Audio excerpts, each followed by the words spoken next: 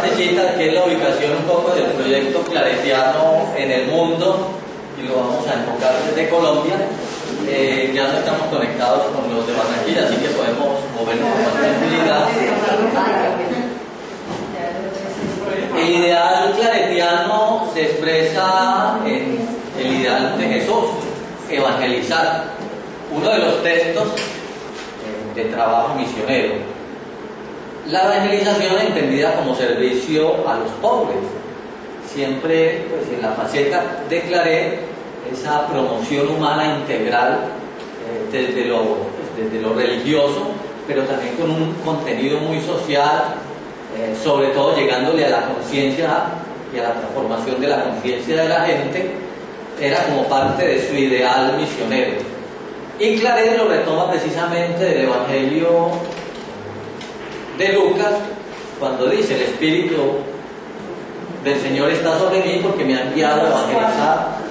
Es como el eje articulador de su proyecto evangelizador. Y allí el enfoque hacia los pobres. Recordemos que en la Biblia los pobres pues, tienen un papel importante.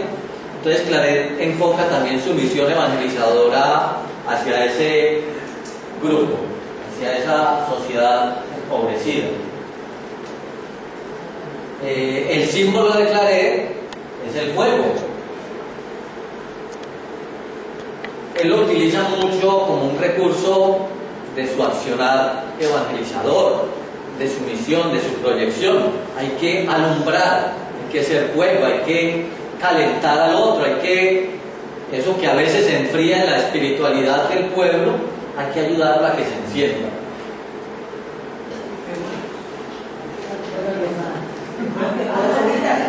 Desde allí es que toma y hace la quema de las dos hojas de la blanca. Hay mucho allí, porque, claro, hay mucho allí, pero por ejemplo viene cómo define Claret a los misioneros claretianos.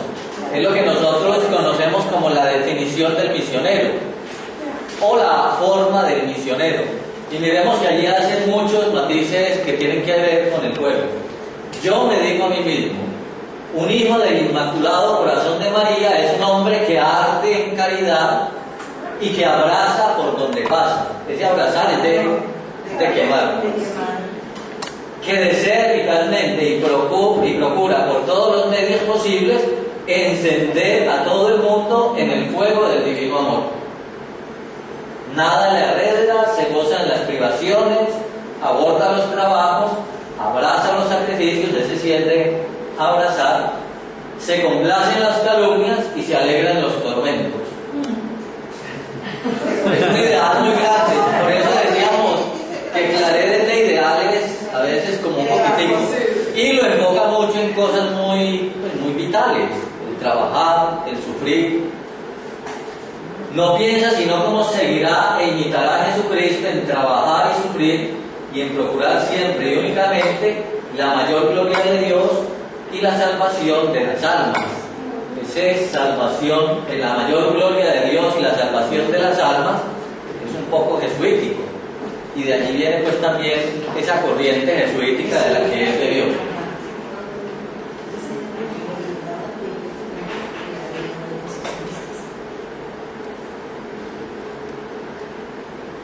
Una figura que nosotros actualmente los claretianos estamos trabajando, revalorando dentro de nuestra espiritualidad, es que nos sentimos formados en la fragua, una fragua como un lugar donde hay fuego,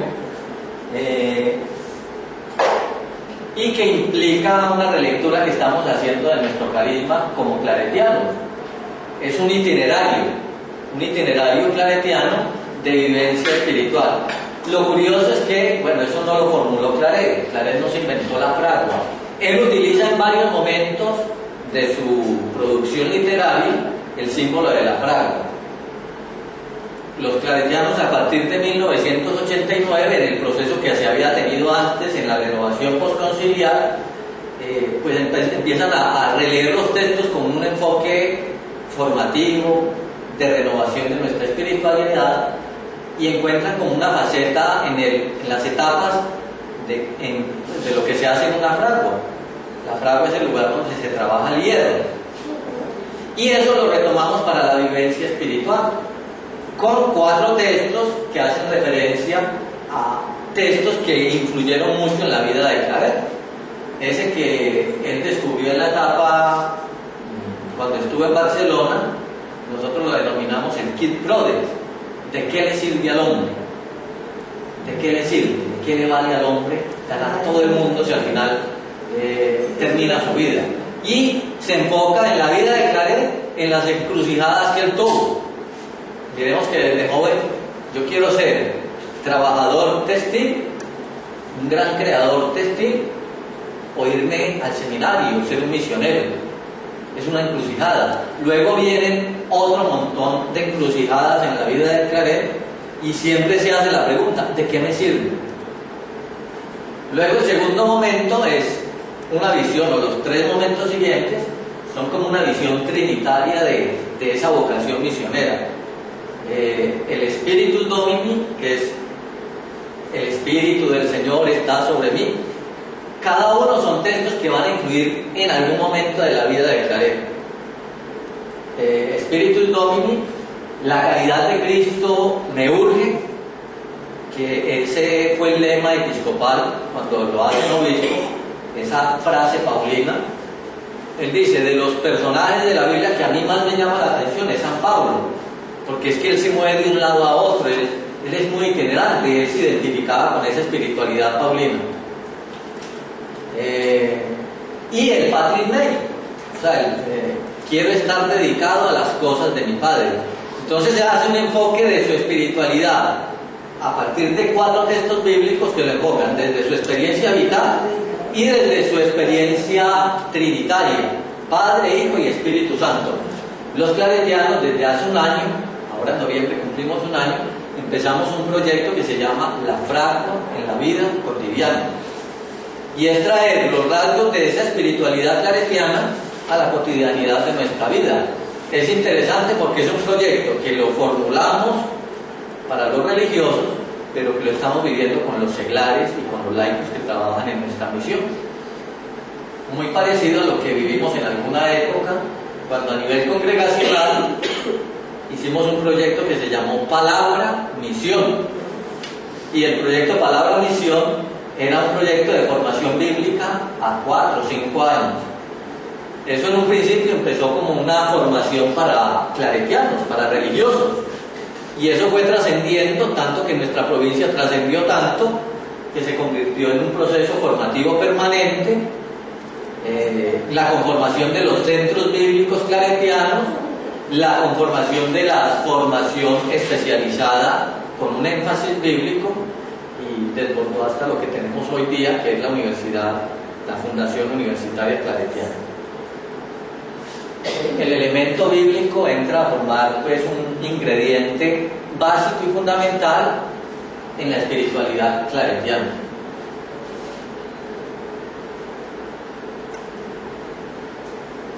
Bueno, el rasgo de lo mariano, los claretianos en distintos lugares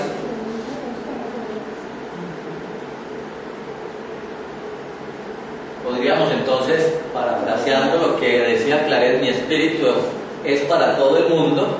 Hoy el espíritu de Claret también está en muchos lugares del mundo y sigue todavía vivo.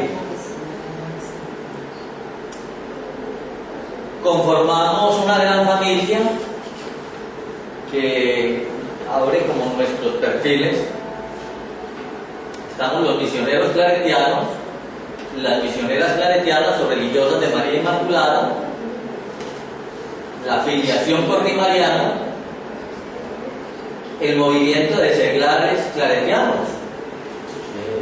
Los seglares son una asociación de hombres y mujeres que, bebiendo desde la espiritualidad claretiana, se comprometen también a la labor evangelizadora, misionera, y estamos formando junto con ellos la familia claretiana.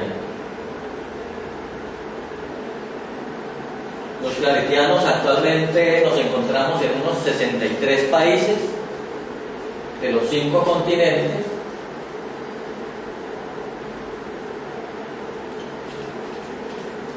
Nuestro lema, que hemos ido como replanteando, sobre todo desde 1991, es que somos servidores y oyentes de la palabra. Es un rasgo de nuestra identidad carismática, sobre todo porque Claret, como les decía ahora, fue un apasionado de la Biblia. O sea, se salió también de contexto de su época, porque en ese momento pues no se permitía que cada uno tuviera su Biblia. Él promovía y motivaba que ojalá que, por ejemplo, en la formación de los sacerdotes, cada uno tuviera su Biblia, y promovía también que la Biblia le llegara al pueblo, o sea, que tuviera la Biblia en sus manos. Solo a partir del Vaticano II fue que se viene a tener esa conciencia más clara, que todos los bautizados y bautizadas tenemos acceso a esa palabra. Y dentro de nuestra identidad pues también tratamos de responder a lo más urgente, oportuno y eficaz.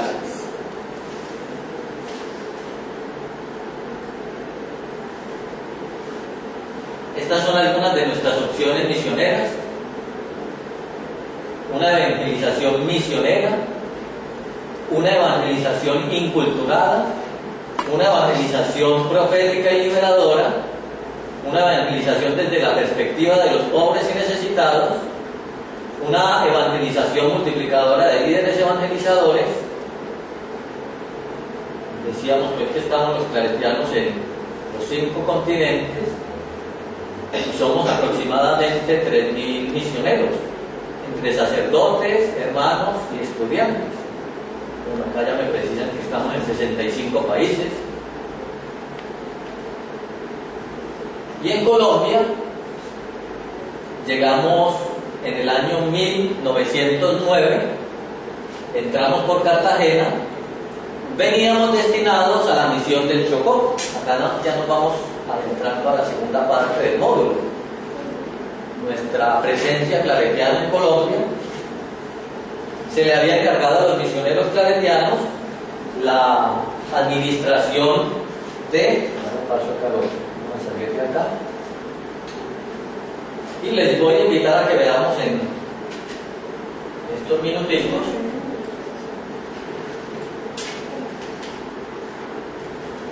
un video sobre la presencia claretiana en Colombia a propósito de los 100 años.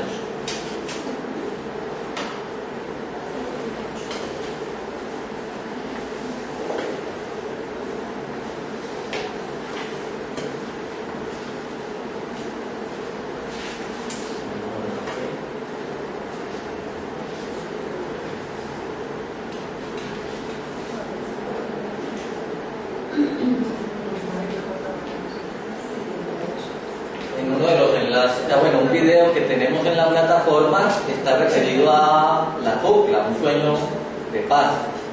Este video pues, se hizo pensando en mostrar nuestra presencia misionera en estos 100 años. Esclavos y libertad. Ya 100 años de presencia misionera en el Chocó, para nosotros es de mucho gusto celebrarlo, pero con humildad, con sencillez, como lo hizo San Antonio María Claret. Y eso lo vamos a hacer con el pueblo, con los negros, con los chilanos, con los indígenas, acompañándolos en sus procesos, en sus luchas de resistencia y también en la lucha por la vida del territorio. Las distintas expediciones de misioneros claretianos provenientes de España llegan a Quito a partir de febrero de 1909. El objeto, regir la recién creada Prefectura Apostólica del Chocó, bajo la dirección del prefecto apostólico Juan Gil. Le sucederán los padres Francisco Gutiérrez y Francisco Sanz y Pascual. El Chocó es un departamento ubicado en el noroccidente de Colombia, entre los mares Pacífico y Caribe. Es una tierra tropical, húmeda, inhóspita e indómita, propicia a todo tipo de enfermedad. Las fiebres palúdicas y el berbere, el sol tropical, la lluvia sempiterna y los interminables viajes en canoas a Canaleje no impidieron a los misioneros su entrega y pasión a los nuevos retos y a los nuevos pueblos. Muchos claretianos, cuando llegaron al inicio de España, muchos dejaron aquí su vida, ¿no?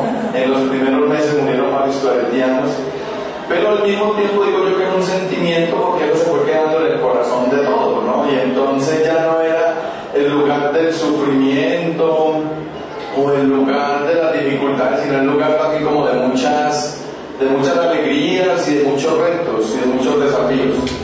Al Chocó llegaron misioneros que se enamoraron de sus gentes y de sus culturas. La historia da cuenta de misioneros cineastas, ingenieros, arquitectos, aviadores, poetas, diseñadores, músicos, compositores, antropólogos, pedagogos, escritores, teólogos, biblistas e investigadores.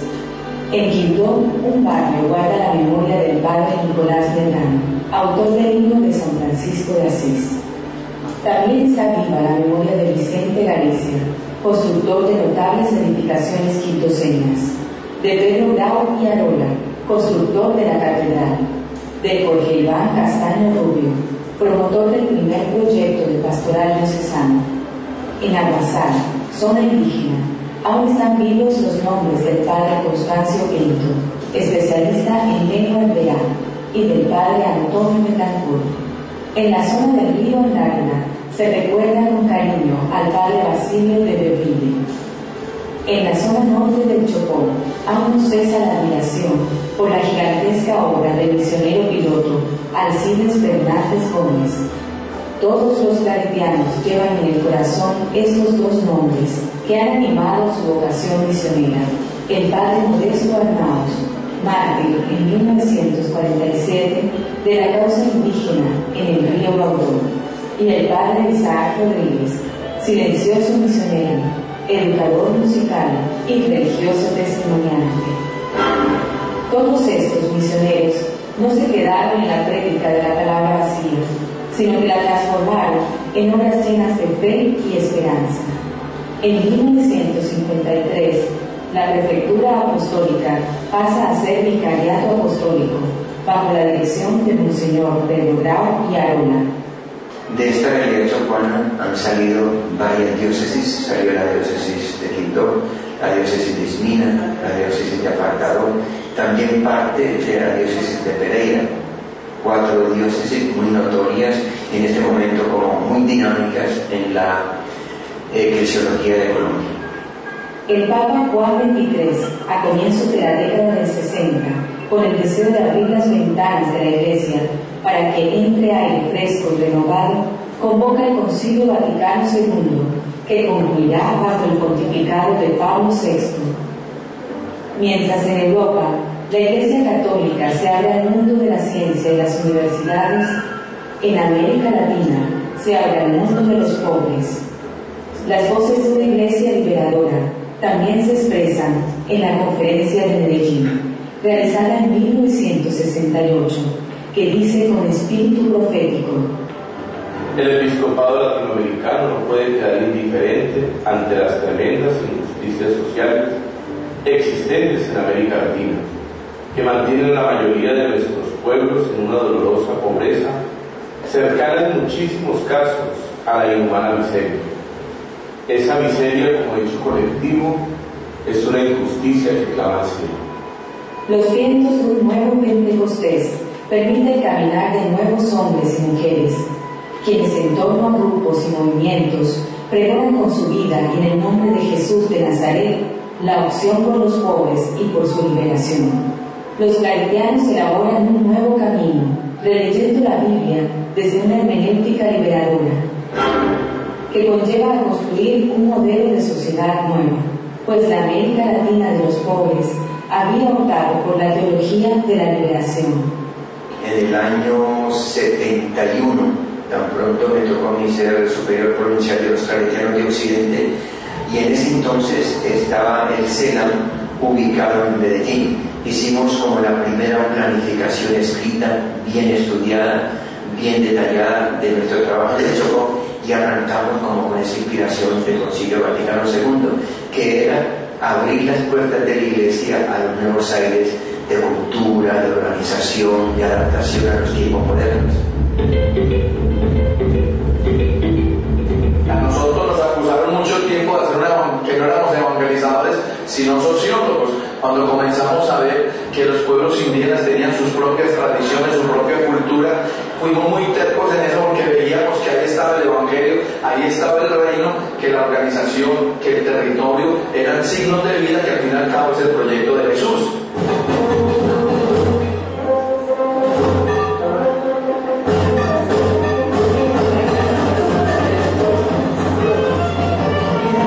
En el año de 1972, los claretianos religiosos se refuerzan con la sangre joven de los seglares claretianos, entre los que sigue sobresaliendo un grupo de hombres y mujeres afrochucuanos.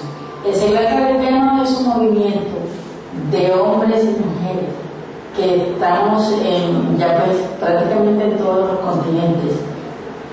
Estamos haciendo un trabajo de evangelización desde la propia realidad de cada uno. Los claretianos han trabajado mucho en la incorporación de laicos al trabajo evangelizado. Creo que han sido pioneros, por lo menos en el Chocó, de una forma decidida desde el principio. Jesús optó por el laicado, Jesús optó por las mujeres. La mujer tiene todavía mucho que decirnos, mucho que aportarnos.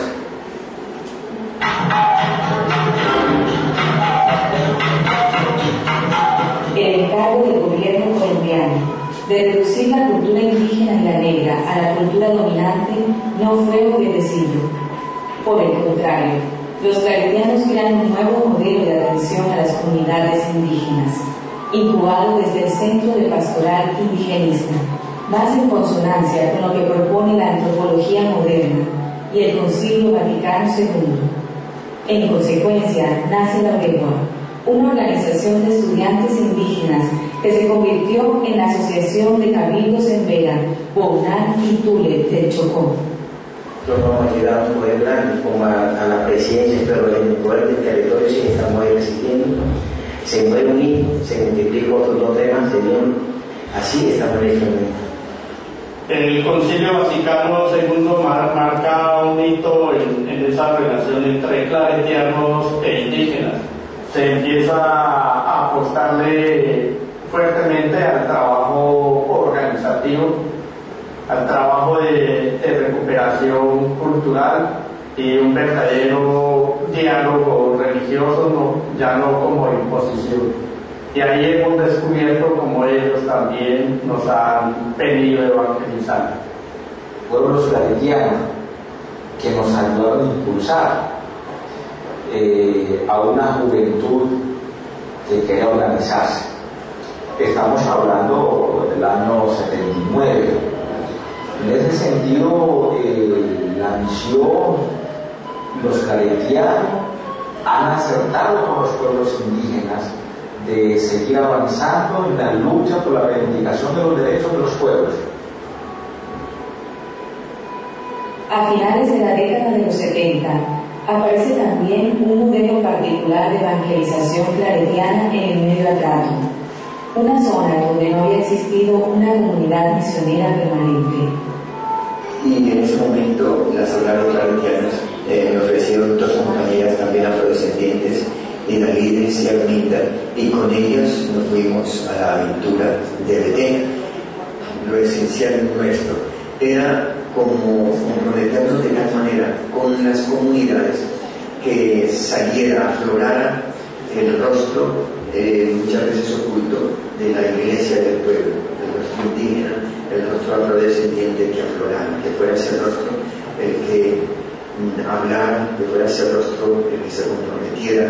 Por eso mezclamos mucho lo que era la organización cristiana, comunidades eclesiales de base, con la organización campesina, la organización social, que en ese momento se llamó la ASIA. Creo que las comunidades cristianas de base no hay que olvidarlas. Ahí fue donde nace este proceso, reflexionando en torno a la Biblia, en torno a las desigualdades, en torno a los derechos no reconocidos. Eso fue muy importante y sigue siendo importante para la diplomacia. evangelizar un pueblo con hambre, evangelizar un pueblo marginado, un pueblo cuya historia estaba tan negativamente cargada.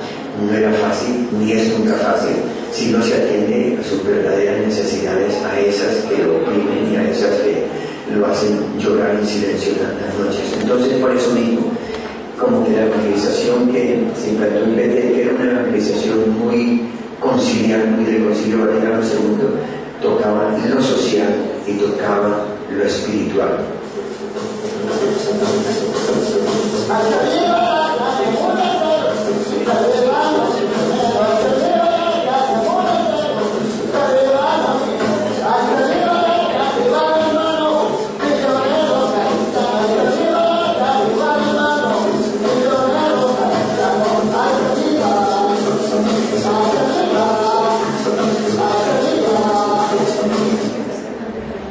A partir de 1983, el Vicariato Apostólico de Quibdó es regido por Monseñor Jorge Iván Castaño Rubio. En asambleas diocesanas se aprueban las opciones pastorales, guías del trabajo misionero claretiano y diocesano de Quibdó. Se hace una opción preferencial por la vida, por los pobres y oprimidos, por las organizaciones de base, por la defensa del territorio, por una iglesia liberadora e inculturada, entre otras.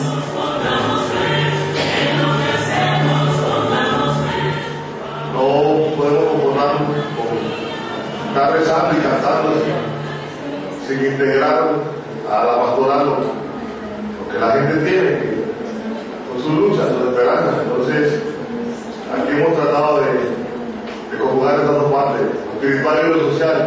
Y todo comenzó en la necesidad de formular un plan o acción de pastoral. Yo venía del CELA, del Consejo Episcopal Latinoamericano, y ahí se hablaba de que la acción pastoral es tan importante y sagrada que no se podía improvisar. En 1991, el Vicariato Apostólico de Quibdó pasa a ser diócesis. El primer obispo diocesano es el claretiano Monseñor Jorge Iván Castaño Rubio.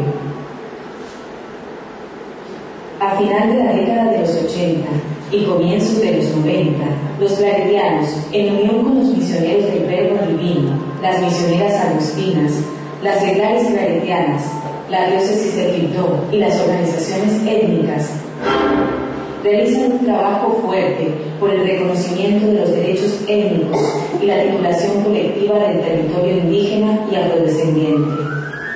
Trabajo que fue consignado en un amplio articulado de la nueva Constitución Política Colombiana. Sin embargo, pocos años después de los logros jurídicos, el escalonamiento del conflicto armado llenó de roja sangre los ríos y los mares del Chocó. Para 1996, en la época en que el conflicto armado tiene su mayor incidencia en este contexto del Medio Trato y del Chocó, ya había un proceso organizativo que se venía consolidando. Recuérdese que para el año 1997 se entrega lo que es la titulación colectiva a las comunidades, pero justamente es la época también en que coincide con el incremento del fortalecimiento del conflicto armado en la zona. Se les entrega un territorio ya violentado. En ese sentido, justo la presencia, el trabajo misionero claretiano, que siempre ha sido dentro del marco de la diócesis de Quibdó, entonces consiste fundamentalmente en fortalecer la capacidad local de las comunidades, ya hoy con sus comunitarios locales, para que ellos puedan incrementar su política de resistencia en aras a no dejarse desplazar de manera colectiva del territorio. A las difíciles condiciones socioeconómicas de los chocuanos se sumaba ahora la guerra contra el civil, contra el negro, el indio y el pobre. Se ven decenas de miles de desplazados. Ahí está la reina. Pero en Claret hubo un cambio grande en la reina Isabel, es decir, o sea, en esto también es porque como ella con tanto eso logra un cambio en la reina Isabel, sí, muy grande.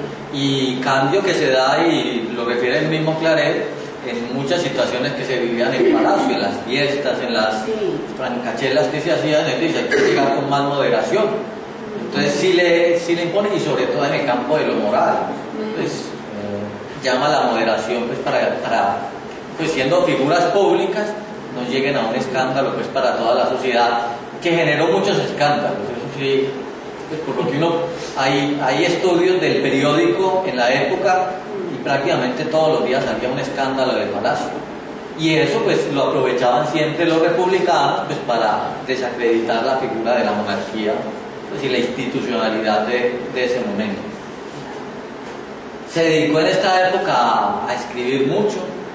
Antes de fundar la comunidad de misioneros claretianos, él había empezado a sacar folleticos, estampas, y esa era una forma de evangelizar. Él decía, donde no pueda llegar el misionero, pues al menos que llegue la estampita, que llegue la hojita. A mí este periodo del nombramiento del padre Claret dentro de la monarquía española, a mí siempre me han saltado en dos inquietudes.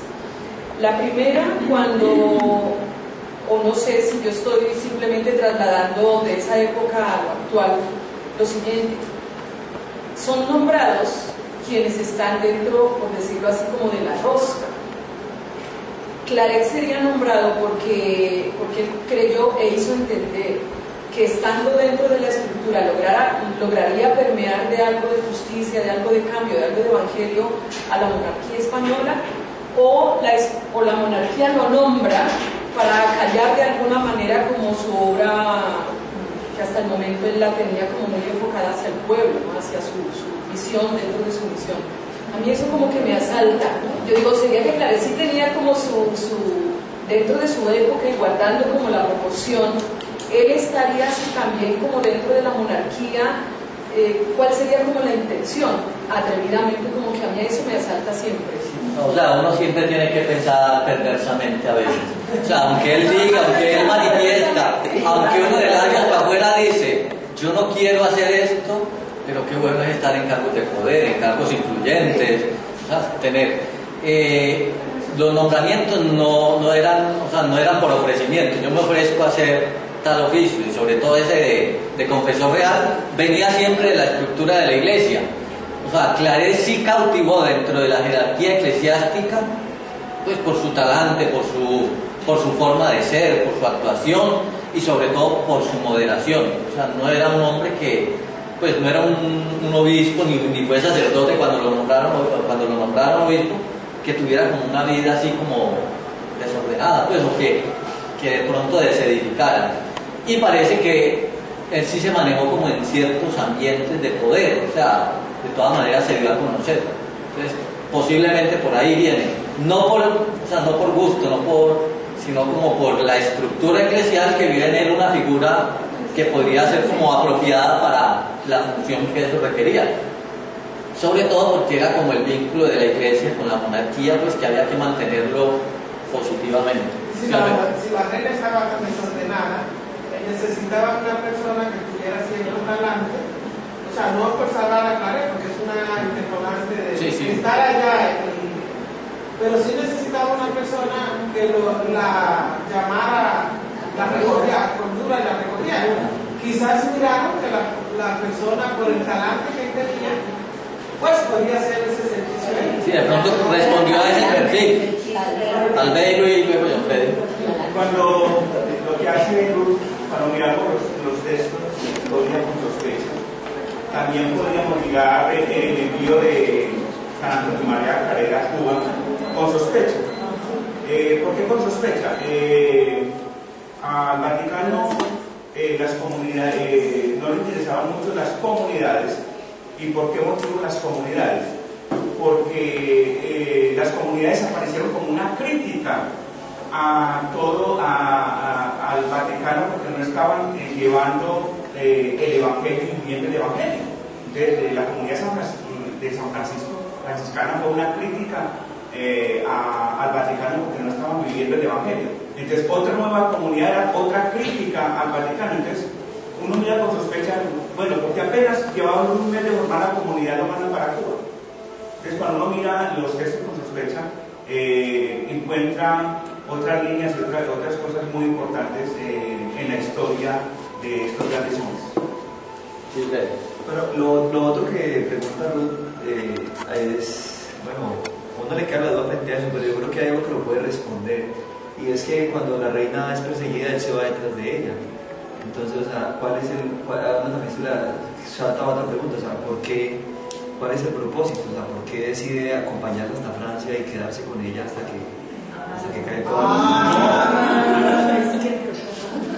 A ver, él no se va, al ser parte de la corte y enviarlos al exilio, el lector no se dijo, claro, él no se va, él hace parte de la corte, y a la en esos años plantea por lo menos 3 o 4 veces, cuando Claret escribe su autobiografía, está viviendo la época de ser confesor de la reina. En 3 o 4 ocasiones llega a explicitar casi que así vivencialmente, o sea, lo que estoy viviendo hoy es que yo quisiera renunciar, yo no quisiera estar acá, para mí esto me parece una obligación insoportable. Y de todas maneras, cuando la Santa Sede le contesta frente a sus inquietudes, siempre parece que la respuesta era: por favor, hágale ese bien a la iglesia, quédese. O sea, porque hace más bien usted quedándose que usted yéndose. O sea, es como una lectura. Me parece que, o sea, sí hay que leerlo desde ese contexto también. También hay que entender que él había sido enviado, ¿cierto? Y como miembro de la iglesia tenía que ser obediente.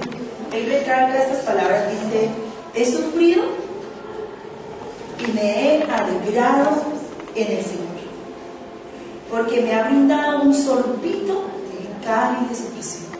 O sea que él prácticamente toda esta labor que le tocó en el acompañamiento con la reina, él lo vio como un sorbito del cáliz de la pasión de Jesús. Que él, fue un matiz que él trató de manejar también desde su experiencia como confesor. Cada correría de la reina por los distintos pueblos, él lo aprovechaba para hacer otras funciones, como le llamaba su accionar misionero: dar conferencias, dar charlas, confesar, o sea, su misión evangelizadora. Y sobre todo es de muy gran valor en esta época el acompañamiento que hacía a las comunidades religiosas. Una de las facetas que luego los claretianos vamos a retomar es precisamente el acompañamiento a la vida religiosa. Es una experiencia también de cómo apoyar el caminar de otras comunidades religiosas. Adelantamos otras dos, retrocedamos un minutito. Una foto de Claret, esa foto es una foto donde él está escribiendo la siguiente. Miren que aparece ya distinta. No es que Claret tuviera un computador, eso ya es un manejo que hacen los técnicos para adecuar. Pero decíamos ahora, Claret siendo, por ejemplo, un evangelizador del texto escrito, de escribir, ¿qué no hubiera hecho hoy con las tecnologías? ¿Qué no podría haber facilitado para evangelizar de muchas maneras? Entonces, ¿quién se lo imagina así? Le tomé esa diapositiva al padre José Fernando, que me pareció como muy curiosa porque hace ese enfoque sobre todo de la novedad frente a la nueva evangelización, a cómo llegar por distintos medios. Y es que la estrategia es muy importante porque mire, Pablo dice: yo quiero que me juzgue en Roma, yo soy romano, y se hace ir allá, pero la intención ¿cuál sería? Llevar el evangelio a ese espacio. Fue otra alternativa. Sigamos.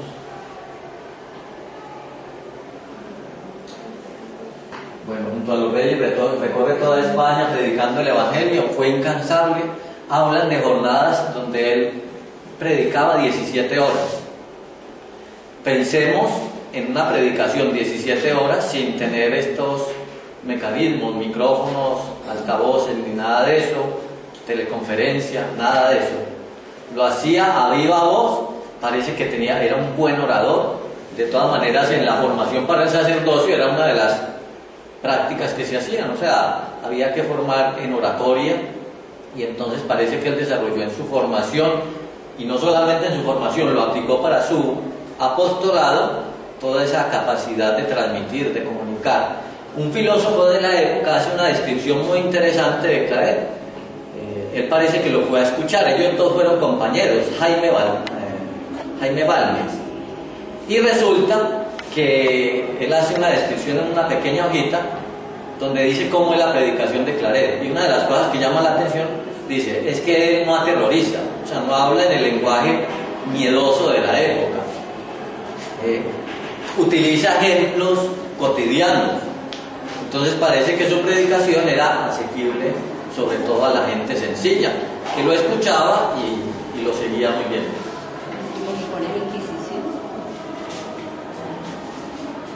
Intuye y promociona la vocación de los seglares en la evangelización. Él ya promociona e incluso llega a hacer un plan para la refundación de la iglesia. Uno diría, eso en ese tiempo, en ese contexto, eso era como salido del tono. Eso sería como que se muriera hoy un papa y dijera uno de los que van a ser nombrados, o sea, que tienen capacidad de ser elegidos, vamos a refundar la iglesia, o lo que hizo Juan XXIII cuando convocó al Vaticano II. O sea, era como una cosa, ese escrito se lo censuraron a él. O sea, era una cosa salida de tono para su momento. Pero intuía y vislumbraba ya desde allí el protagonismo de los laicos, los seglares, en la vida y en la misión de la iglesia. Y llega a decir esto: en estos últimos tiempos parece que Dios quiere que los seglares tengan una gran parte en la salvación de las almas.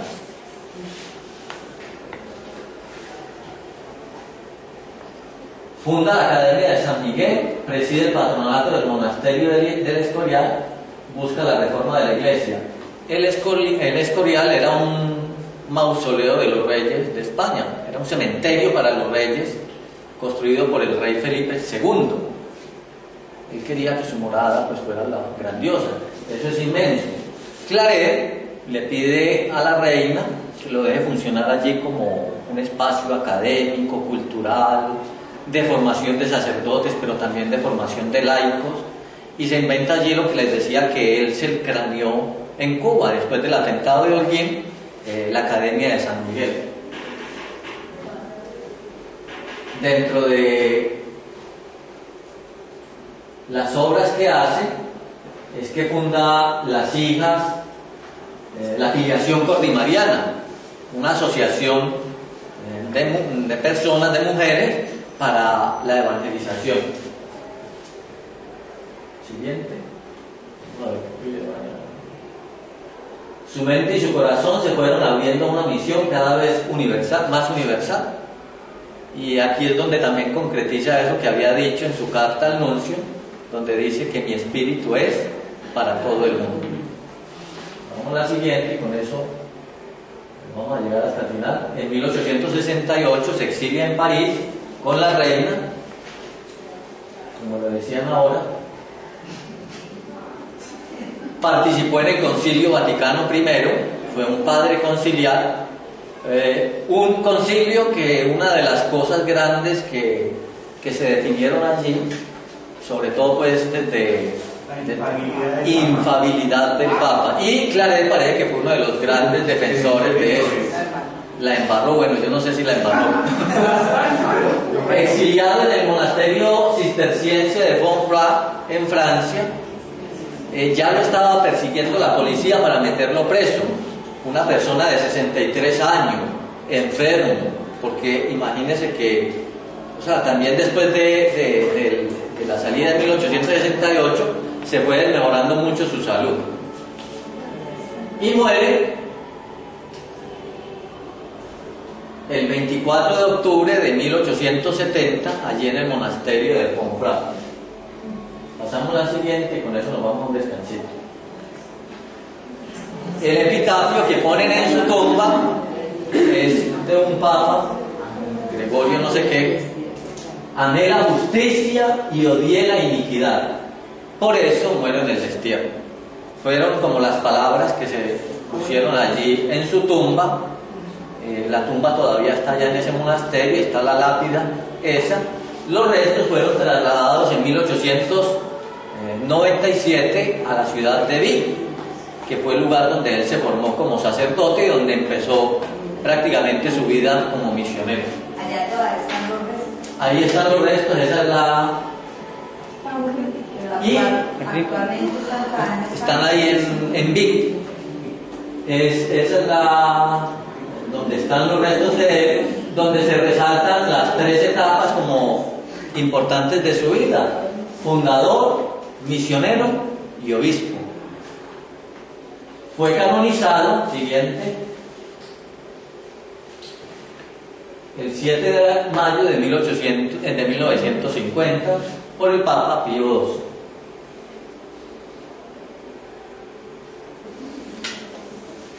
Bueno, dejemos hasta acá, vámonos a un descansito de unos 15 minuticos y regresamos luego.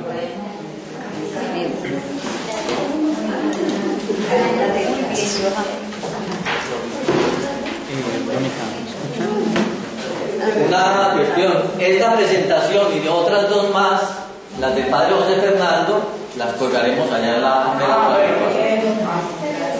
para que tengan acceso a ellas. Tenemos un descanso, un receso de 15 minutos.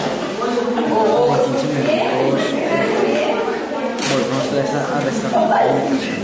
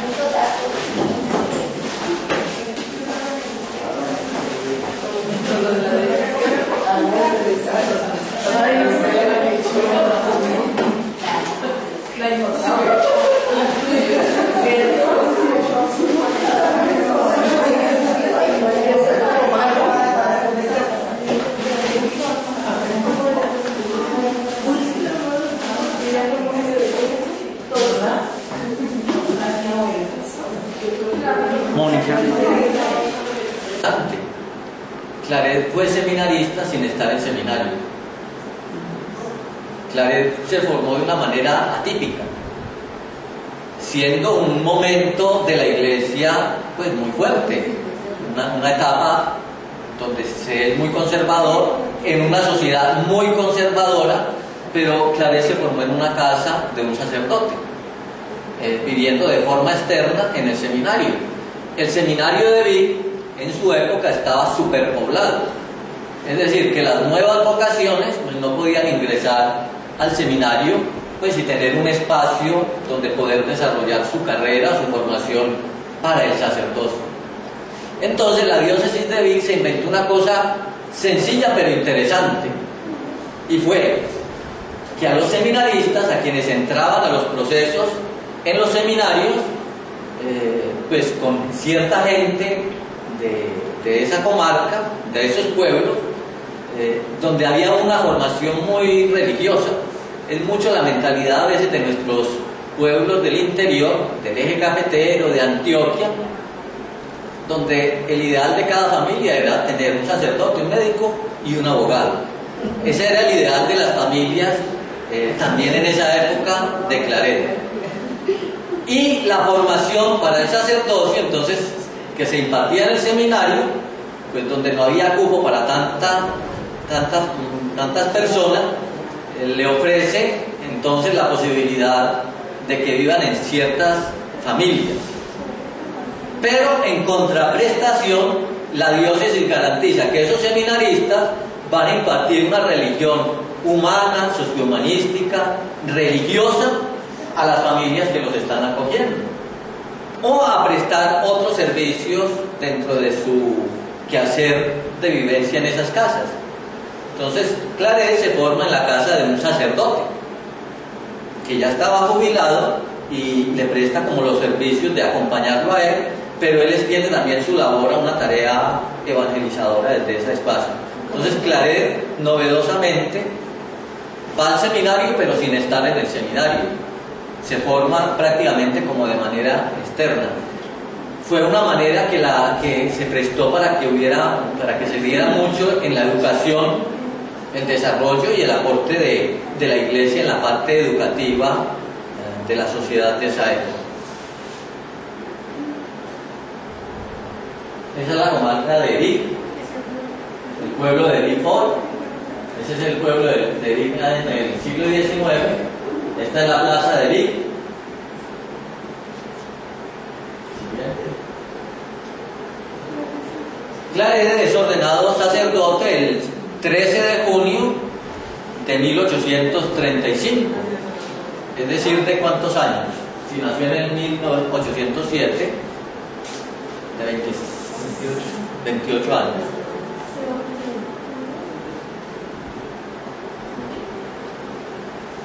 Él hace en su autobiografía, yo los voy a invitar a que, si tienen la oportunidad, lean algunos apartes de la autobiografía, porque él narra como las peripecias de un sacerdote recién ordenado. Y dentro de las cosas que él dice es que él no quiso estar como en una parroquia, como haciendo las funciones propias de una parroquia. Él tenía por derecho que se otorgaba a los ciudadanos de cada comarca, de cada pueblo. Era el segundo que tenía derecho a ser párroco de su propio pueblo. Él llega allí primero como vicario, como cooperador. Y la experiencia, él dice, es que yo me siento como encerrado, como amarrado a estar en una parroquia. Entonces habla con su obispo y le pide que lo deje ser un poco itinerante, que ir de un lado a otro. Lo ubican en otra parroquia un poco más rural.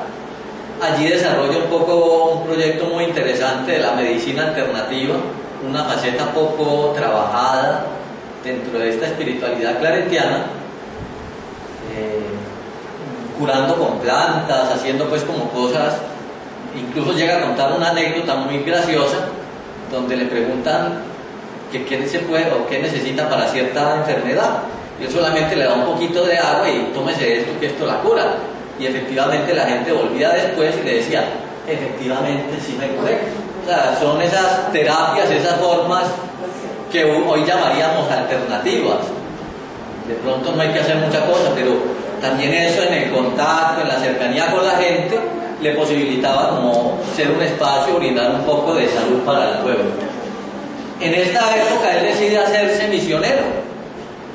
El contexto social de la época, hacia el año 1835, había un conflicto entre la república y la monarquía, y se estaba empezando a desarrollar dentro del ámbito español una separación entre la iglesia y el Estado, que en cierta medida siempre había estado muy unido.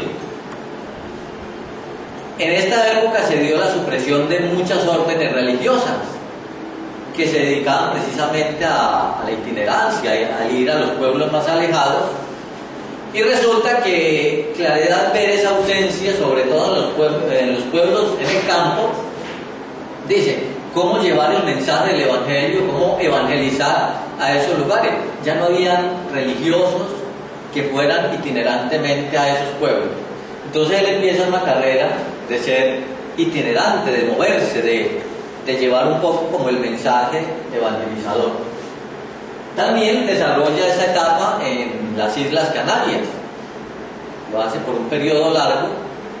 En esa época él quiere hacerle a la iglesia oficial una petición, que quiere tener el título de misionero. Para Claret, el título que la iglesia otorgaba oficialmente, usted es misionero, y le daban un diploma, no significa solamente tener ese título, es una forma de vida, una identidad también como persona, como evangelizador. Se caracteriza siempre en su quehacer misionero por ser un itinerante, ya lo decíamos, y por ir siempre a pie. Bueno, en esa época no habían carros, se estaba desarrollando ya la locomotora, pero él decidía ir siempre a pie y llevar pues lo mínimo. Hoy cuando los misioneros se van a trastear, ayer me decían de un misionero de acá de Cali, sacó 20 cajas. Claro, de pronto no sacaría 20 cajas, pero él decía que siempre andaba con lo mínimo. Es también una actitud de su experiencia de la pobreza, que lo vamos a ver un poco también matizado en el módulo cuando se nos habla de esa situación de la pobreza.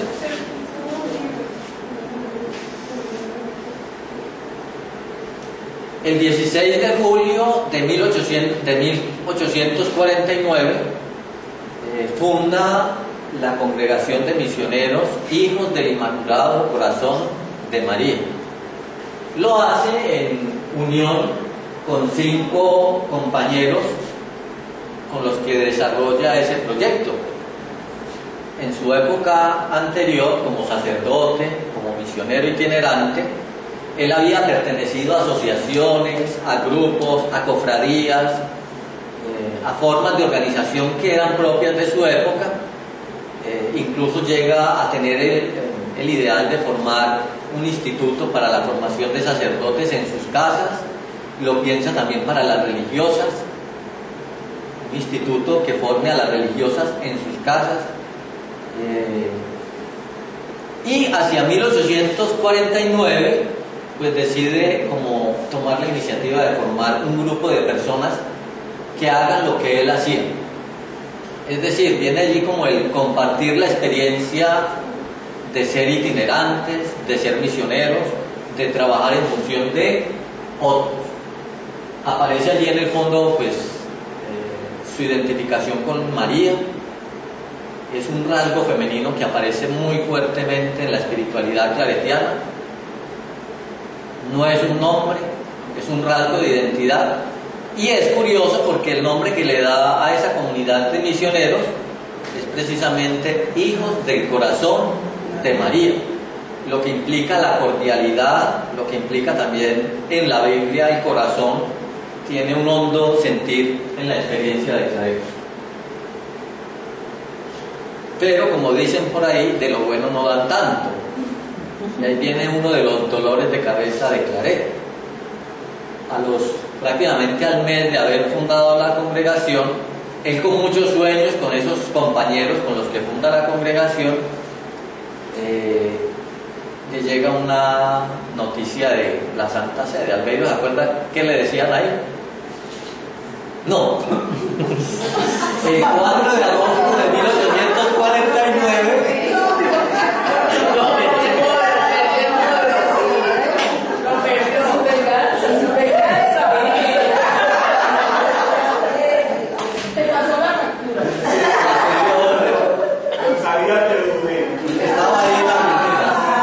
es nombrado obispo 1849, 4 de agosto, por el Papa Pío IX, que lo nombra arzobispo de Santiago de Cuba.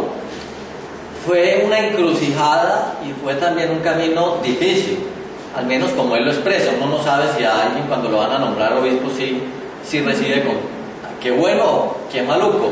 Podría, y al menos lo que dice Claret, fue una decisión que a él lo derrumbó mucho, porque iniciando una comunidad misionera, con compañeros, con sueños, con ideales, y la iglesia le encomienda una misión, él se sintió en una encrucijada. Incluso hay una frase que para nosotros ha hecho mucho camino como claretiano, cuando él dice que le contesta al nuncio del Papa en España, le dice que él sabe que le puede prestar un servicio a la iglesia, pero lo mismo que había dicho de la parroquia, es que una parroquia a mí me queda pequeña para la evangelización. Él más o menos le dice al nuncio, es que a mí una diócesis también me queda pequeña para mi espíritu, que es demasiado grande. Porque entonces ahí sale la frase que ha hecho carrera dentro de los claretianos: mi espíritu es para todo el mundo. O sea, el ideal, el sueño de Claret era que no enfrascarse en círculos muy cerrados. De allí que uno de los matices de la espiritualidad claretiana y de la identidad claretiana que posee la JUCLA es abrirnos a un espíritu o a una dimensión más universal, no quedarnos encerrados pues como en nosotros mismos, abrirnos también a un espíritu más universal. De 1851 a 1857 desarrolla su episcopado en Cuba. Hay que decir que la experiencia de Cuba llevaba 14 años sin obispo. Yo vengo ahora de una diócesis, la diócesis de Montelíbano, se quedó sin obispo hace un año y medio prácticamente, hace un año y 5 meses. Imagínense qué no puede pasar en una diócesis, sobre todo en extensión muy grande, sin obispo 14 años. Habían muchos desórdenes, entre los que le tocó encontrar eran curas que ya no ejercían su ministerio, o sea, se habían relajado, ya no, pues, no vivían como con pasión, con entusiasmo su vida sacerdotal. Había mucha crisis moral en la isla. Eso unido a un ambiente independentista que se estaba respirando dentro del ambiente social y político en Cuba, la situación de la esclavitud. Cuba todavía era una colonia, tampoco era muy bien visto y muy bien recibido que llegara un obispo español. Entonces eso también fueron como muchos factores que entraron allí a formar parte de esta etapa. Fue muy apreciado, o sea, se valoró muy positivamente la experiencia de Claret en Cuba. Él tiene en su autobiografía un diálogo, como una lectura frente a su posición frente a la esclavitud. No parece que fuera muy clara, o sea, más bien era como, todavía no se define, porque no plantea una posición, por ejemplo, crítica frente al sistema esclavista que se llevaba todavía en la isla, sobre todo pensando que ya en muchos países de América se había abolido la esclavitud, pero en Cuba habían ciertas formas que se mantenían activas. Entonces es un ejemplo que él lo pone muy gráficamente frente a un teniente, a alguien que trabajaba en una de las plantaciones de allí de la caña, y criticando, por ejemplo, el trabajo esclavista. Él pone una hoja de papel blanco y una hoja de papel negro, y los dos los queman, y dice, ¿cómo quedaron después de quemarse? Quedaron iguales. Entonces, aunque él no hace una reflexión allí muy profunda de esa diferencia, esa cuestión, pues es como un signo también de la acción crítica que tuvo. En Cuba desarrolla muchos proyectos que tienen que ver con lo social, la educación, la agricultura, la caja de ahorros, el cooperativismo. Fue uno como de los líderes iniciales de esa propuesta de un tipo de organización. La parte formativa de la juventud y la niñez, desarrolló mucho eso, y desarrolló precisamente en Cuba la fundación de la comunidad de religiosas de María Inmaculada, misioneras claretianas. Oye, don Jaime, sí. Creo que Claret, eso en referencia a los negros y negras, tú comenzaste que él desafiaba lo imposible. Y a mí me parece que en ese año en Cuba la situación era muy difícil tomar una posición, primero porque siempre ha sido racista, siempre ha estado como muy marcada, y lo otro que la iglesia, como institución, no le prestaba atención a la cuestión de la esclavización. La iglesia en Cuba en ese tiempo estaba como muy pendiente de todo lo que se estaba viviendo de la liberación hacia España, y creo que el aceptar ir a Cuba en un momento de tanta convulsión política, del proceso de liberación, que ellos se querían liberar de la colonia, pero lo menos que le importaba eran los esclavizados. O sea, eso no era... Pero tomar ese ejemplo, aunque no se ve claro la posición, no se ve claro la posición de la iglesia, incluso el mismo Pedro Claret tampoco tenía una posición clara frente a eso, porque lo veían como, a cierto punto, hasta como normal, ¿no? Hasta cierto punto. Entonces, lo que veo yo mirando y intentando meterme en el mundo de la fuga, o sea, de la espiritualidad de ustedes, lo que veo es que es como el desafío de seguir haciendo eso posible que él de alguna manera lo manizó. De todas maneras, también hay que decirlo, o sea, cada uno y cada una somos hijos de una época, de una cultura, o sea, aunque estemos insertos en ella, no vamos a transformarla ni a cambiarla, siempre hay como otros factores que van a ayudar. más adelante se va a dar como pues otra lectura, y nosotros desde otros contextos, pues como tú dices, son desafíos también para nosotros. Sí, lo que pasa es que recordemos que España está terminando el siglo de oro. España fue imperio, siglo XVII, y entra en conexión paralelo con Francia en la época de la Ilustración. Entonces hay dos grandes potencias en el momento, Francia, España. En la época de la Ilustración se abren puertas para que la gente lea, crea, invente. Un pueblo que venía callado precisamente por esas experiencias de iglesia que cerraron puertas y no tuvieron la posibilidad de darle la libertad a la gente. La expresión, el manejo de la libertad, Juan Jacobo Rousseau es muy claro ahí. Y eso fue lo que más trajo Francia y se proyectó para los demás continentes y demás pueblos.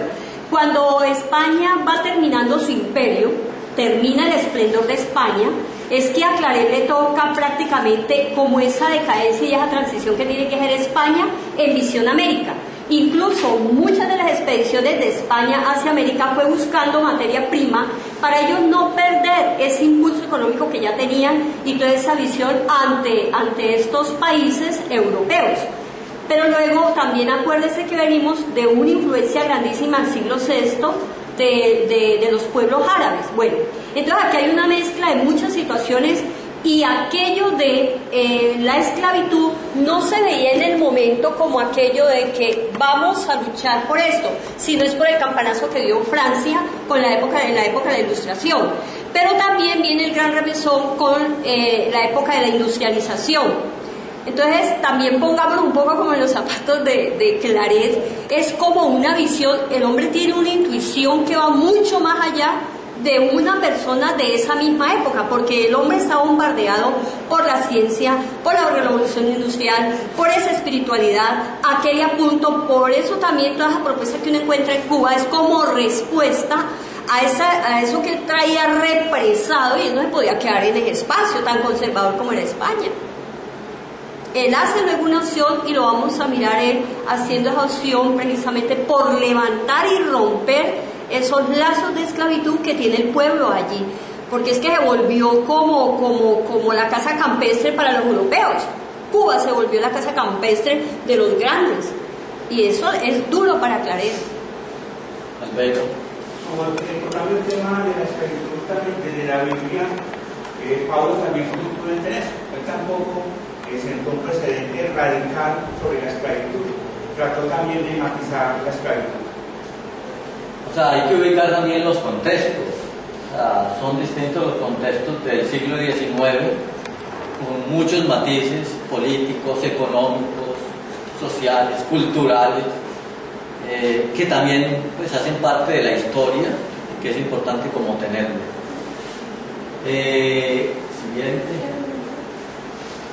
Bueno, ya decíamos que fundó en 1855 la comunidad de religiosas de María Inmaculada, misioneras claretianas, con la madre Antonia María. Allí en Cuba, pues, dentro de las facetas que él vivió, parece que con muchas intrigas por parte de los poderosos de su época, sufrió un atentado. El atentado que le cortó, pues parece que le querían era degollar. Él alcanzó a poner su mano y alcanzó solamente a ser pues, como herido levemente. Eso a él lo impresionó mucho, y también pues con su espiritualidad, con su formación, él leyó eso como una forma de derramar su sangre por Jesús, y lo leyó también de una manera martirial. Esa experiencia pues a él lo afectó mucho. Parece que vivió una crisis psicológica muy fuerte, porque plantea en ese momento que él quería renunciar a todo, quería volverse otra vez a su comunidad de misioneros y empezar como cosas desde lo que él siempre había deseado hacer. Y allí se le ocurre también, en esa época, cómo formar una academia, una organización que implemente el desarrollo desde lo cultural, desde lo social, desde lo económico, para personas en distintos ambientes. Empieza ya a fraguar en Cuba, lo empieza a pensar, Es como un desarrollo que él hace primero como un ideal y que luego va a poder concretizar en la siguiente etapa cuando es confesor de la reina Isabel. Ese es el Palacio del Escorial. Es nombrado de 1857 a 1868 confesor real. O sea, sale de un oficio que a él le pareció duro para uno mucho más complicado, porque fue moverse en las esferas del poder. Nos decía Gloria que fue precisamente en la época decadente de la monarquía española, o sea, cuando tuvo su gran esplendor en el siglo XVI, XVII y XVIII. En el siglo XIX prácticamente fue una carrera acelerada donde la figura monárquica cayó. Se proclaman las repúblicas, es un enfrentamiento muy fuerte, también hay que decirlo, la Iglesia tomó partido, entonces la Iglesia estaba con la monarquía, pues porque la monarquía había favorecido durante muchos siglos pues el desarrollo de que la Iglesia tuviera como una preponderancia en la sociedad española. Eso le costó muchas cosas a Claret, cosas que van hasta este punto. Ustedes saben que en todo movimiento, en toda estructura de poder, siempre hay una cara que critica desde los argumentos, desde las posiciones, pero también hay una cara que lo hace desde la burla, desde el humor, desde la sátira, y a Claret pues vaya que sí le hicieron bastantes sátiras.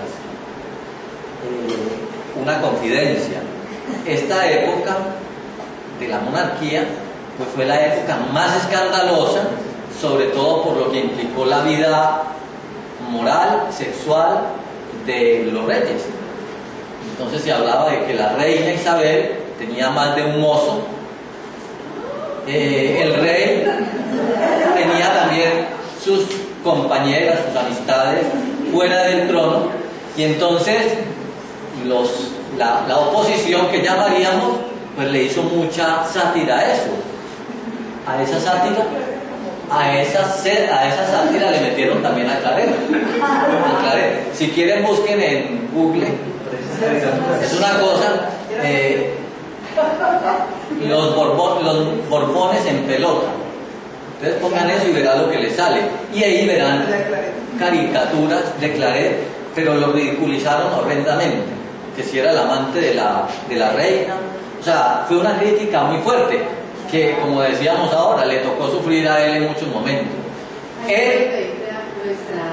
Porque en ese momento está Santa María Micaela, están en comunicación. Está el padre Caraza, que es un jesuita, lo remite al padre, o sea, él muere, y le dice al padre Claret que tiene que seguirle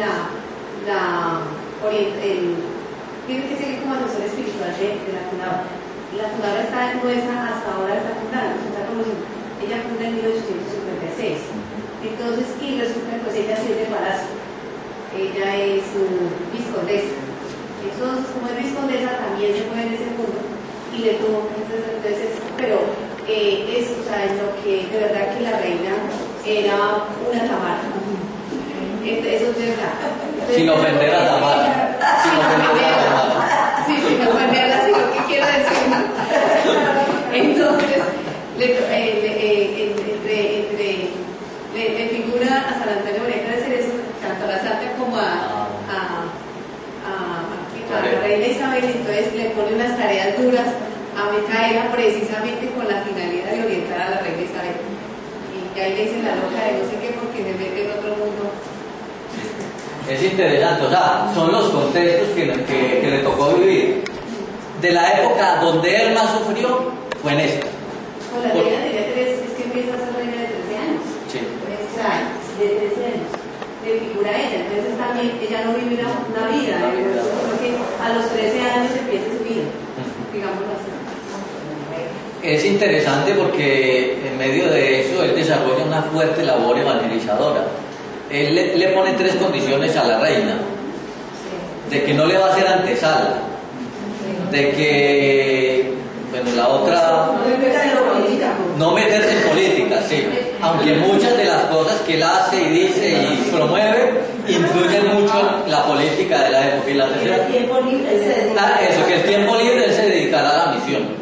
O sea, que él no, dicen los historiadores, que esa faceta, por ejemplo, de que él no seguirá el protocolo, él la hizo muy estrictamente. Y una de las cosas que, o sea, como para no rebajarse y sobre todo para poner su condición también, su papel dentro de esa labor, yo creo que no tan grata de ser confesor de la reina, pues uno irá a escuchar las ligas de los amoríos de la reina, pues yo creo que no fuera lo más emocionante para aclarar.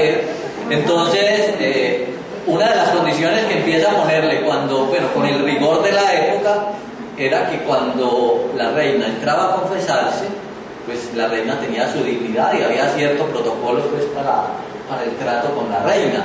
La obligaba a que se arrodillara a la reina, pues como, no, o sea, no, él no lo hacía por sentirse superior, sino para hacerle caer en cuenta, o sea, de su edad también frente a su condición humana.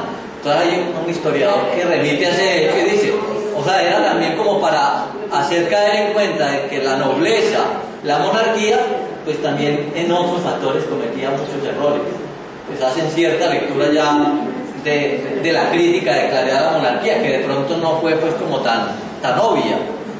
Pero parece que le impuso a la reina que siempre que se fuera a confesar, pues que se le arrodillara pues como un signo también de su arrepentimiento, sobre todo pues porque esas situaciones eran repetitivas en ella.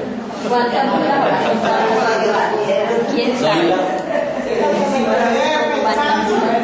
Por lo que dice el profe de que la reina era una tamal, pero tamal de la Biblia.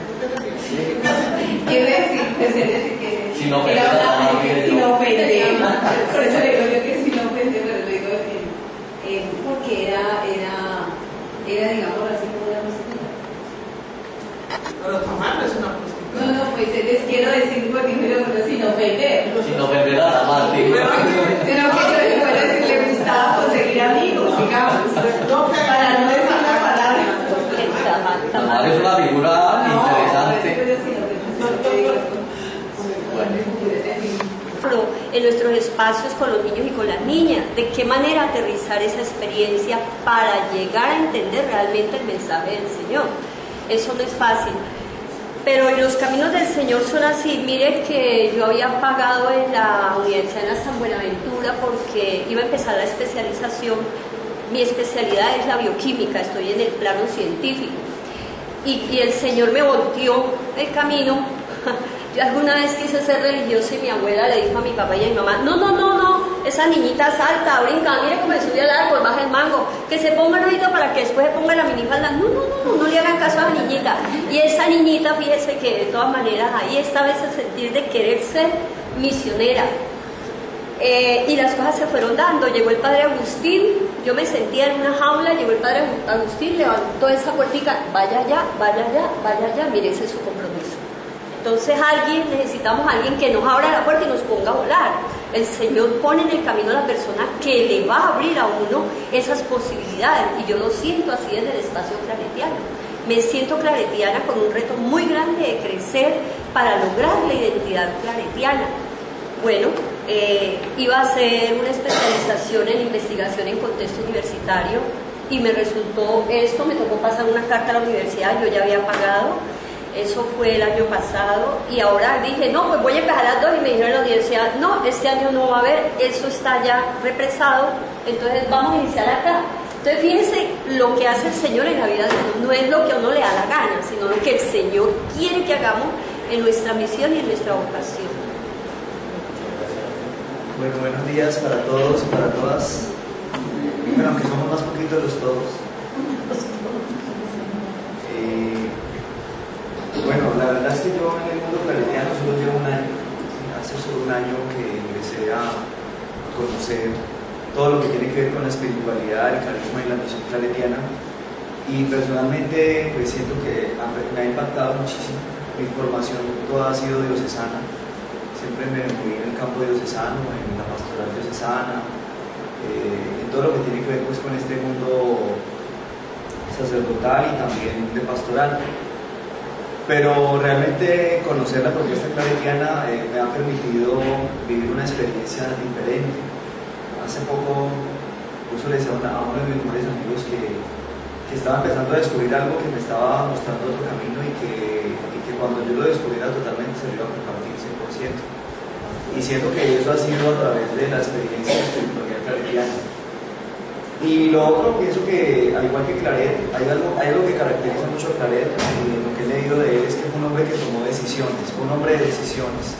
Su espiritualidad siempre lo llevó a tomar grandes decisiones y nunca fue ajeno a las situaciones sociales. Siempre me ha gustado mucho lo social, bastante. Me apasiona la historia, me apasiona la sociología, la política. Incluso a partir de esas opciones, yo iba a entrar a hacer una maestría en filosofía política ahorita en mayo. Entraba en la Universidad del Valle, ya tenía casi todas las cosas listas, la propuesta. Pero pues cuando me hablaron de la especialización, entonces opté por suspenderla, porque no quiero dejarla a un lado, pero sí por suspenderla. Y digo, bueno, si estoy conociendo esto claretiano y esto me está llenando a mi idea, me está mostrando algo nuevo, es necesario entonces hacer la opción y conocer algo más profundo. Entonces, realmente ha sido muy enriquecedor personalmente y siento que lo claretiano me anima más a seguir en el campo de lo social, que es lo que realmente me gusta, además de la docencia. La docencia llegó por azar, fue algo bastante accidental, pero de igual forma también me he identificado con ese aspecto y más de la docencia claretiana. Entonces, con mucha expectativa de seguir conociendo y de seguir dándonos cuenta que ser claretiano es también ser una persona muy social, más que religioso. Muchísimas gracias a todas y a todos. No sé si ya estamos conectados con Barranquilla. Un saludo para las compañeras y compañeros de Barranquilla que nos están siguiendo ahora en videoconferencia. El objetivo de ustedes, yo creo que los que han podido ingresar al módulo y a la plataforma, pues han visto ya algunos materiales, el rumbo didáctico, tutorial virtual, con toda la propuesta de seguimiento y acompañamiento de este curso, de esta materia de pensamiento claretiano y ética bíblica, como la razón que nos orientará en nuestra caminada durante este proceso. El módulo presenta 3 unidades. Prácticamente nosotros acabamos a desarrollar las 2 primeras unidades. La tercera va a ser como más de interacción desde la plataforma virtual, que es la fundamentación bíblica de la ética claretiana, que es una ética pues que con todo lo que ella tiene, pues tiene un matiz muy especial. Lo han insistido muchos el carácter social, desde la proyección social que tiene la propuesta formativa, pero ante todo la propuesta misionera claretiana. Yo, cuando yo daba la licenciatura ya de la UCLA, Identidad Claretiana, que la he dado en 2 o 3 ocasiones, siempre refiero mucho un momento caótico acá en Cali con los estudiantes que teníamos el convenio con la UNLAM. ¿Para qué nos van a hablar de identidad amigoniana si tenemos una identidad claretiana? Y nosotros nos sentimos orientados desde el proyecto claretiano, pues que era quienes acompañábamos todo ese proceso. Pero un rigor institucional como parte del convenio nos hacía hablar de Luis Amigón.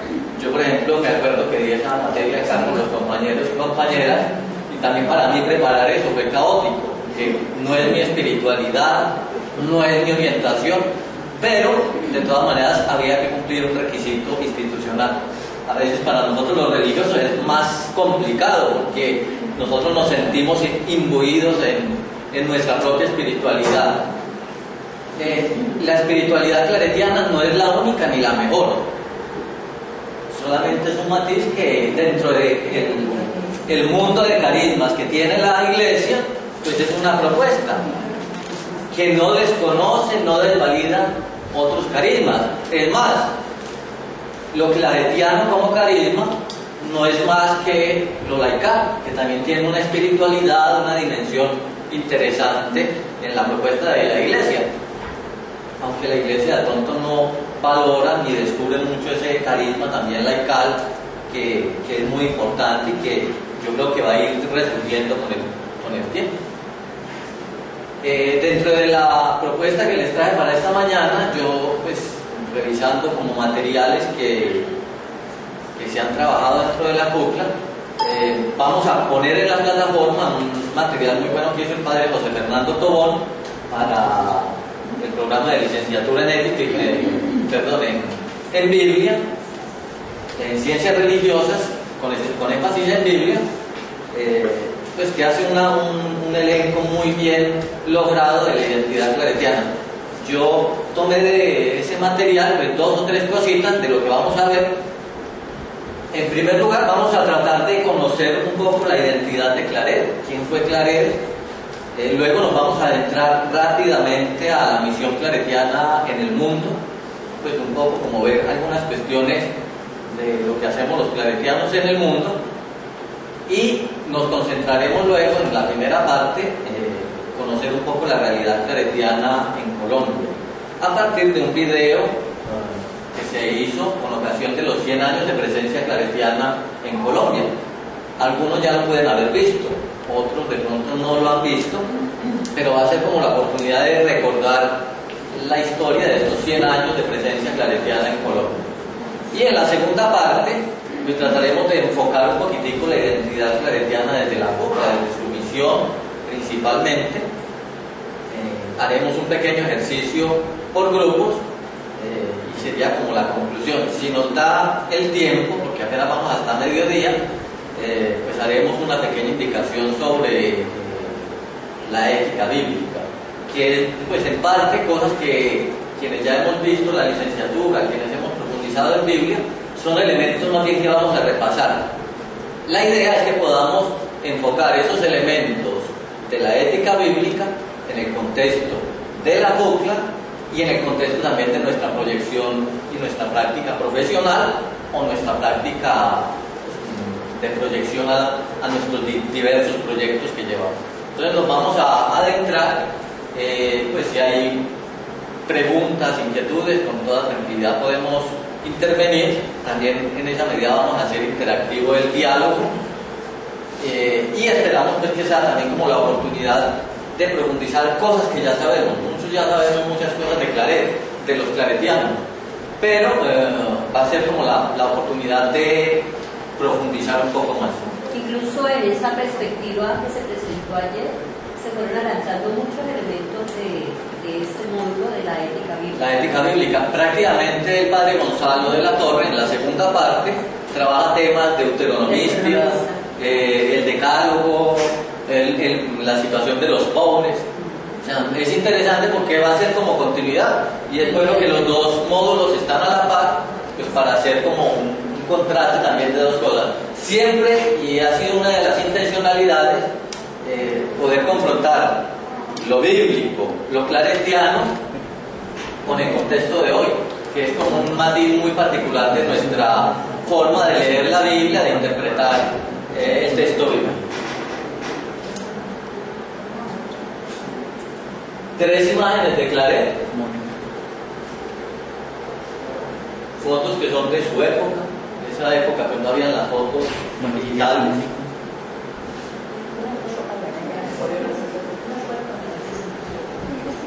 El hombre que desafió lo imposible. Esta presentación no es mía, es una presentación a nivel de los misioneros claretianos que hacen de San Antonio María Claret, y me parece que recoge elementos breves y sintéticos de la experiencia de este hombre.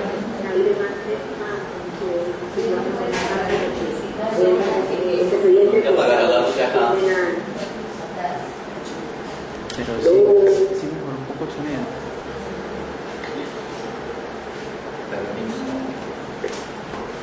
Mónica, ¿no es un favor? Me confirma si el sonido mejoró un poco.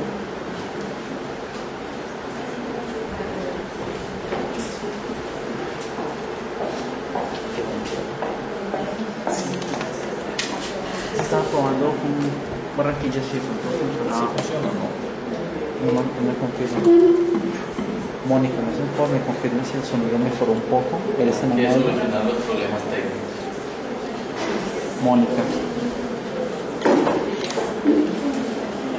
Mónica, por favor, ¿me confirma si el sonido mejoró un poco o sigue deficiente?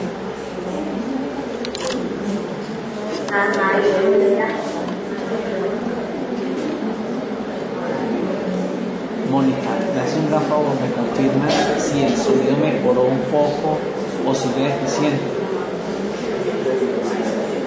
¿Mejoró el sonido? Sí, mejoró un poco. Mejoró un poco, no mejoró. Hola, mira, sugerimos dos cosas. John Jairo hable un poco más despacio porque de todas maneras por la tecnología se distorsiona un poco el sonido. De que hable un poco más despacio y también que de vez en cuando mire la cámara hacia acá para que no nos sintamos tan inturados. Sí, a tener que colocar allá. A tener que colocar el computador allá. Lleva el computador por allá.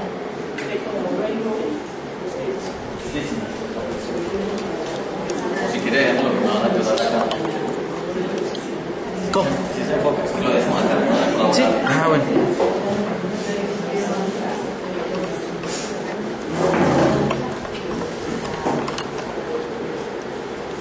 No vaya a gastar ahora. Amarrado.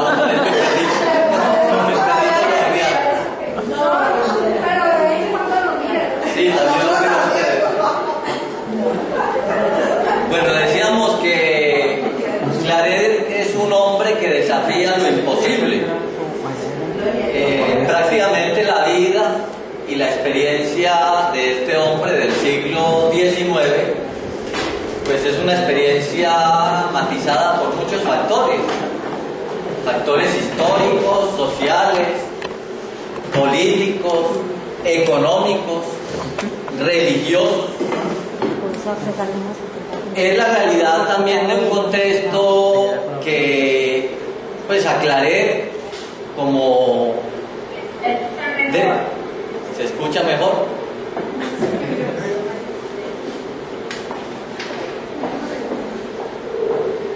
Claret es un hombre que trabaja mucho, pero no es un activista.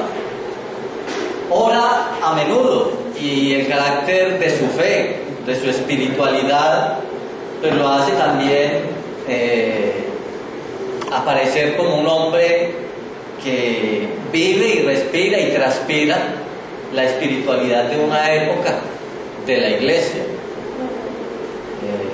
Y ubiquemos el contexto del siglo XIX, un contexto pues que tiene importantes factores, desde lo cultural en la sociedad española de su tiempo y en la experiencia también formativa que él recibió de su religión, o sea, de su formación religiosa, que habría que matizarla también con los más y con los menos de cualquier experiencia religiosa. Un hombre que se caracterizó por una gran producción literaria, desarrollando pues de su apostolado mucho desde la pluma, desde la escritura. Se habla de que en su vida hizo una cantidad exagerada de publicaciones que utilizaba para la evangelización, o sea, era su medio de evangelización. ¿Puedo hacerte una aporte de pronto? Sí. Dice que escribe mucho pero no es literato, pero a mí me llamó mucho la atención aquello de que él hay un área que él la siembra y cada arbolito lo mira, lo observa y empieza a hacer anotaciones características, igual que José Celestino Mutis cuando la expedición botánica. Entonces dice que hay unos escritos, pues ahí me quedó la duda a mí, ¿dónde quedó esos escritos? No del perfil literario, sino del perfil científico, porque lo hizo tan minuciosamente como si tuviera esos elementos inspiradores del saber de la ciencia y del cuidado de la naturaleza. Hay un archivo, pues claro que ese archivo está en Roma y en Vic, donde pues, se guarda mucho la memoria claretiana y está recopilado todo eso. Yo pues no tengo entendido si se ha hecho como una síntesis o un revaloramiento de esa producción, pero sí, él estuvo interesado por la botánica, incluso se le distinguió en algún momento como un terapeuta alternativo, fue como una faceta en su época y en su ministerio, sobre todo en una parroquia en España. Y en Cuba también, cuando desarrolla unas actividades sociales, unas granjas, pide que se le haga un seguimiento a todo el proceso de desarrollo de las plantas que él implementa dentro de esas granjas. Es interesante ese aspecto también. Sufre mucho, pero no es un amargado, es una faceta también que a Claret, vamos a ver, le va a tocar vivir durante muchas partes de su vida. Él comenta en su autobiografía que casi desde que nació, por poquito se muere, siendo él un bebé en la casa de una nana que lo cuidaba. Esa casa se cayó, se incendió y a él no le pasó nada porque no estaba allí en ese momento, y él perece en esa cosa fatal que pasó para esa nana, pues una forma como de salvarse él.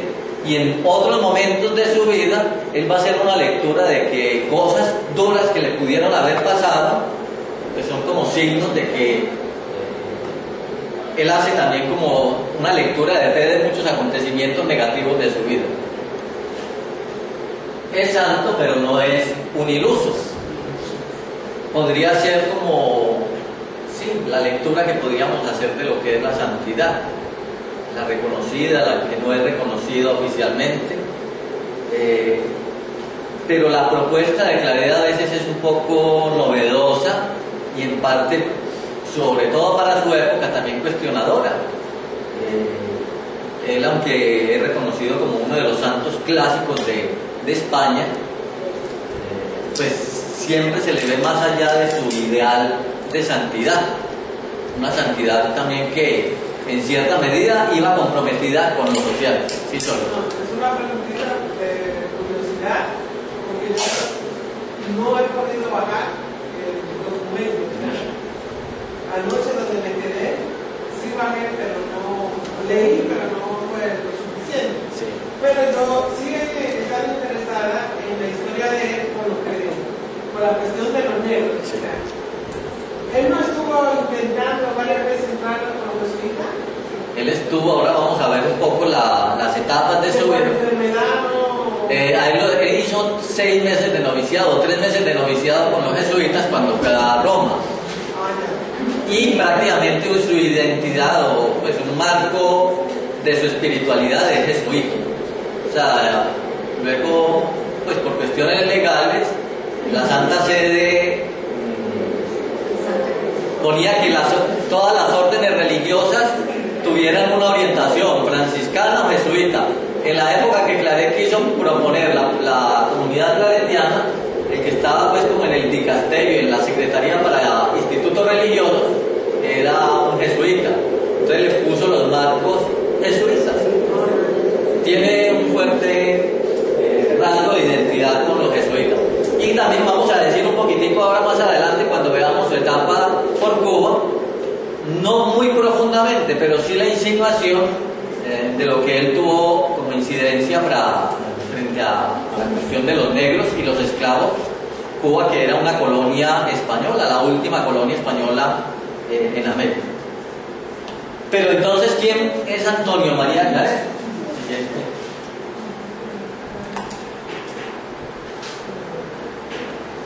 Claret nace el 23 de diciembre de 1807 en un pueblito de Cataluña que se llama Sallet.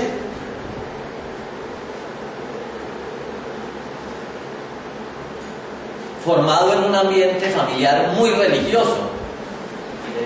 Se dice que los catalanes tienen esa conciencia de identidad muy religiosa dentro del ámbito de toda España. Tuvieron un fuerte y un marcado perfil muy religioso. Esa experiencia la vivió Claret pues precisamente dentro de su familia. Unos padres, una familia grande, 11 hermanos tuvo, donde se vivió desde muy pequeño, donde vivió Claret esa espiritualidad claretiana. Allí pues se manifestó en él esa identidad con el sacerdocio. Él siempre tuvo como un ideal en su vida personal de ser sacerdote. desarrolla también su actividad familiar. Una fábrica que tenía su papá era una fábrica de tejidos.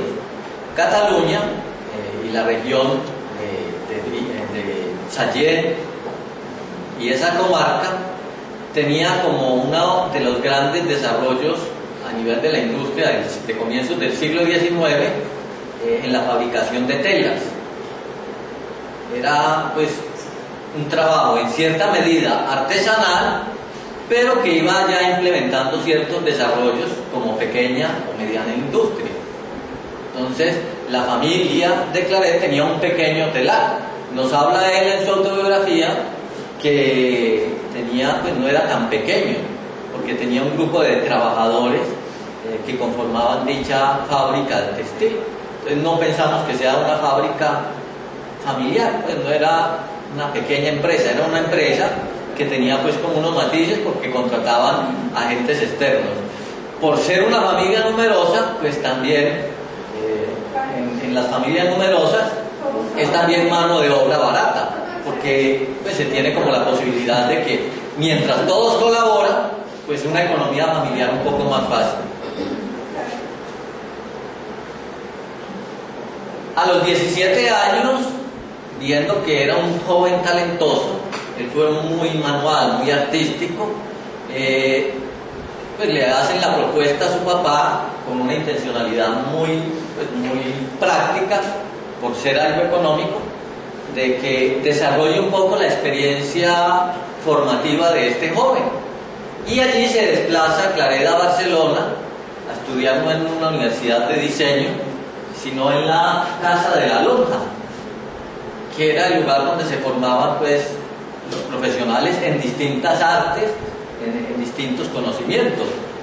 Como la industria textil estaba teniendo un fuerte desarrollo, sobre todo en esta parte de Cataluña, pues se decide, y Claret por su capacidad, dice Claret en su época que tenía la capacidad de imitar telares que otros ya habían hecho, con igual o mejor perfección en los diseños de telas. Entonces, frente a un futuro pues, tan prometedor de este joven, pues el papá no duda y le capacita en ese orden de su formación, siempre orientado para el funcionamiento de la fábrica familiar.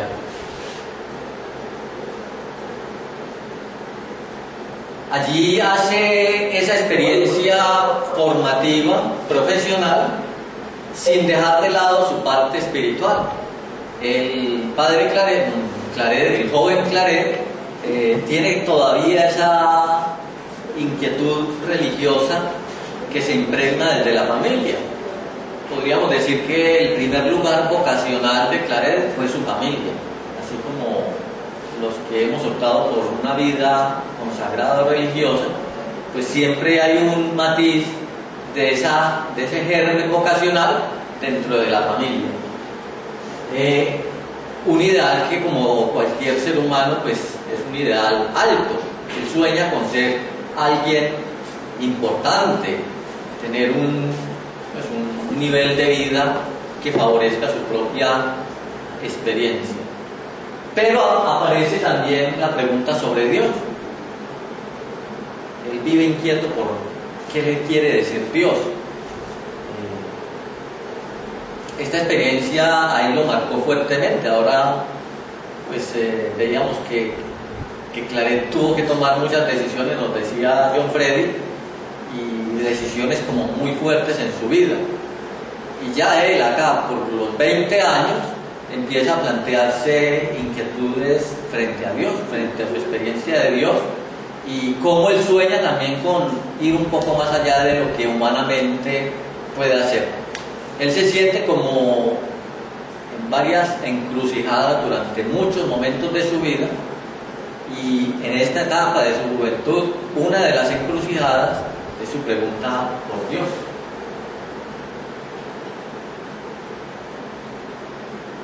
Él lo relata de esta manera en su autobiografía. En medio de esta baraúnda de cosas, estando oyendo la Santa Misa, me acordé de haber leído desde muy pequeño aquellas palabras del Evangelio. ¿de qué le aprovecha al hombre ganar todo el mundo si finalmente pierde su alma? Esta sentencia me causó una profunda impresión. Fue para mí una saeta que me hirió el corazón. Acá viene una novedad y un matiz que le va a dar una orientación a Claret y a nuestra identidad claretiana. Claret hace de memoria, en esta referencia que él deja por escrito. Él dice, me acordé de un texto bíblico. Claret fue un apasionado por la Biblia, y esa experiencia de memoria, pues que también nos lleva a la experiencia bíblica. La Biblia en sus comienzos fue una experiencia de memoria para mantener viva la memoria del pueblo, de la historia de ese pueblo. Y no tenía la Biblia a mano, porque no eran los desarrollos que ahora tenemos, y pues él lo va a decir también más adelante. Ya siendo sacerdote, lo que más le dolió a Claret cuando entró como novicio jesuita fue que le quitaron las cosas que él más preciaba, que más quería.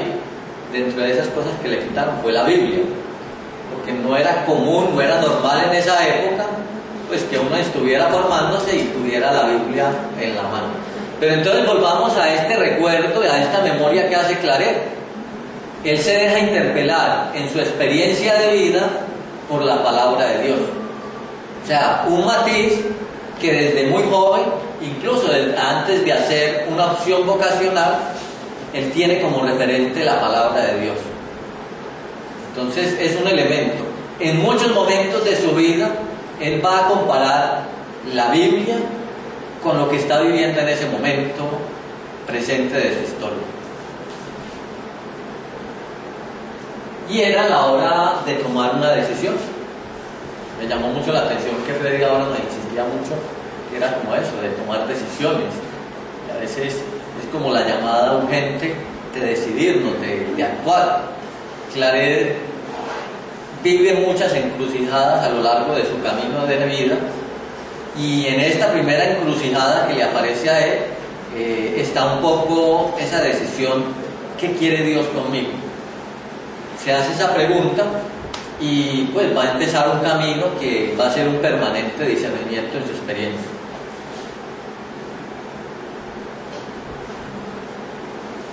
Se prepara para hacerse sacerdote en el seminario de Vic, con una particularidad muy interesante.